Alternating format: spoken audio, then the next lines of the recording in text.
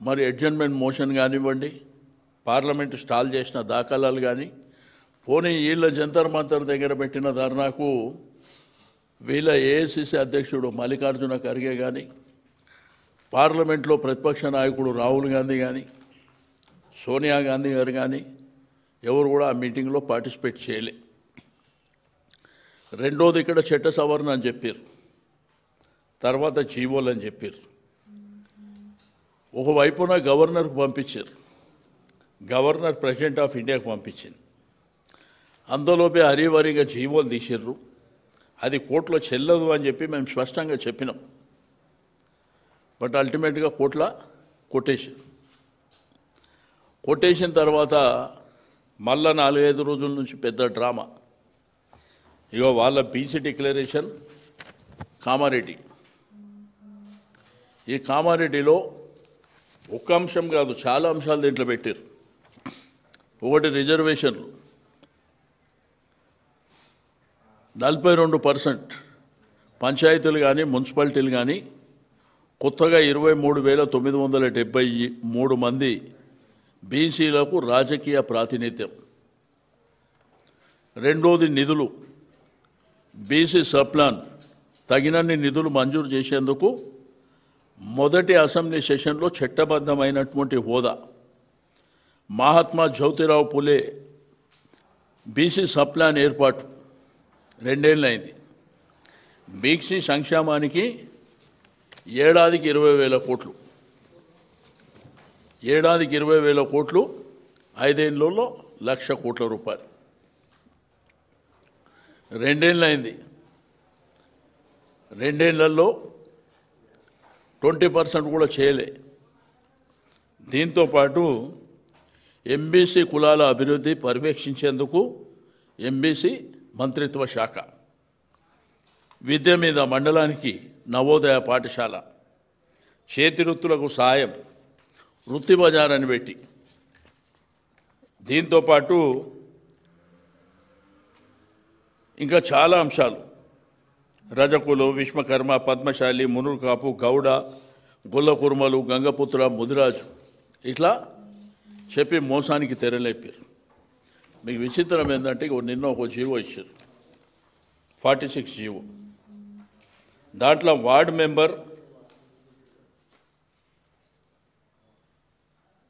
ఎంపీడీఓల ఆధ్వర్యంలో జరిగే ఎన్నికలకు 2011 సెన్సస్ ఎస్టీలకు బీసీలకేమో 2024 నిర్ణయించారు. వాళ్ళ పాపులేషన్ పెరిగింది కదా, అంటే బీసీలతో పాటు ఎస్సీ ఎస్టీలతో కూడా పెరుగుతుంది కదా. ఇది చట్టంలో నిలబడుతుందా? అసలు వీళ్ళకి మెదడుండే కార్యక్రమాలు చేస్తురా, మెదడు లేక కార్యక్రమాలు చేస్తురా మరి తెలియనటువంటి ప్రశ్న.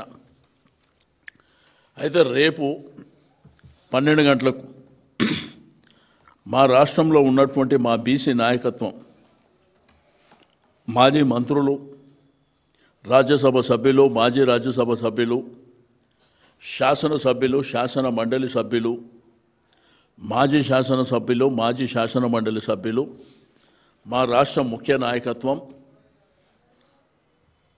రేపు ఇక్కడ తెలంగాణ భవన్లో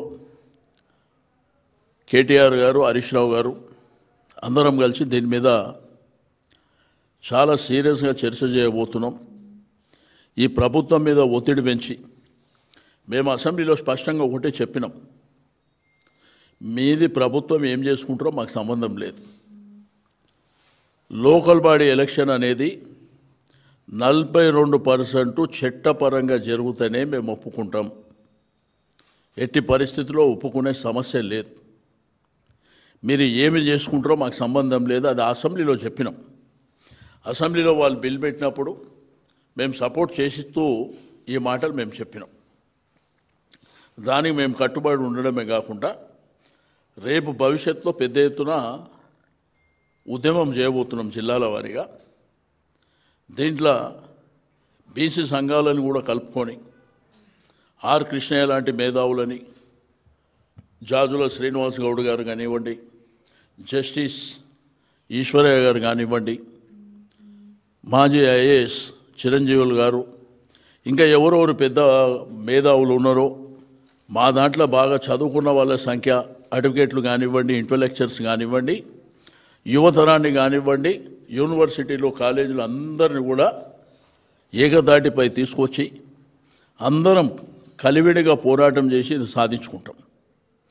ప్రభుత్వం మీద ఎంత భారీ ఎత్తున ఒత్తిడి పెట్టాలనో మొన్న బంధకాల్లో చూసారు డెఫినెట్గా.